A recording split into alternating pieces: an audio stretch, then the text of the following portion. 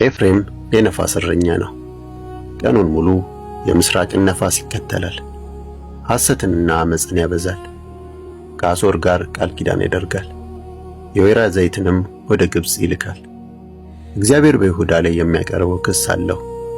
ያዕቆብን እንደ መንገዱ ይቀጣዋል፣ እንደ ሥራውም ይከፍለዋል። በማኅፀን ሳለ የወንድሙ ተረከዝ ያዘ። ሙሉ ሰውም ሲሆን ከአምላክ ጋር ታገለ። ከመልአኩም ጋር ታገለ፣ አሸነፈውም። በፊቱ ሞገስን ለማግኘት አልቅሶ ለመነው። እርሱንም በቤቴል አገኘው። በዚያም ከእርሱ ጋር ተነጋገረ። እርሱም ሁሉን የሚገዛ አምላክ እግዚአብሔር የሚታወቅበት ስሙ እግዚአብሔር ነው። ስለዚህ ወደ አምላክህ ተመለስ፣ ፍቅርንና ፍትህን ጠብቅ፣ ዘወትርም በአምላክህ ታመን። ነጋዴው በሐሰተኛ ሚዛን ይሸጣል፣ ማጭበርበርንም ይወዳል። ኤፍሬም እንዲህ እያለ ይታበያል፣ እኔ ባለጠጋ ነኝ፣ ሀብታምም ሆኛለሁ። ይህ ሁሉ ሀብት እያለኝ ምንም አይነት በደል ወይም ኃጢአት አያገኙብኝም። በግብጽ ምድር ያወጣኋችሁ አምላካችሁ እግዚአብሔር እኔ ነኝ። በዓመት በዓላችሁ ቀን ታደርጉ እንደነበረ ሁሉ እንደገና በድንኳኖች እንድትቀመጡ አደርጋችኋለሁ። ለነቢያት ተናገርሁ፣ ራእይንም አበዛሁላቸው። በእነርሱም በኩል በምሳሌ ተናገርሁ።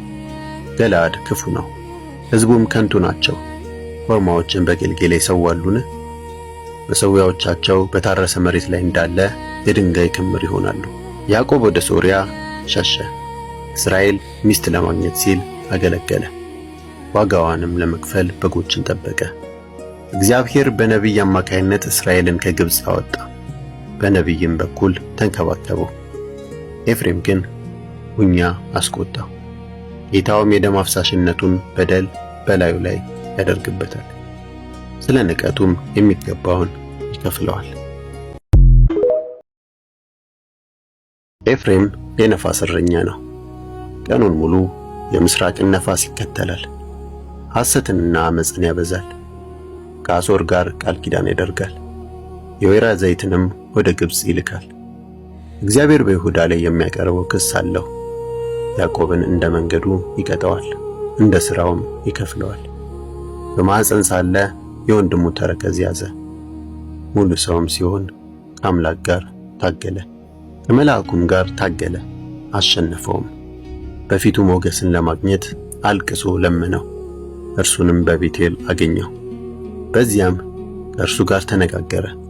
እርሱም ሁሉን የሚገዛ አምላክ እግዚአብሔር የሚታወቅበት ስሙ እግዚአብሔር ነው።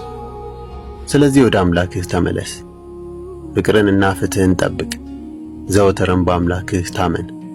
ነጋዴው በሐሰተኛ ሚዛን ይሸጣል፣ ማጭበርበርን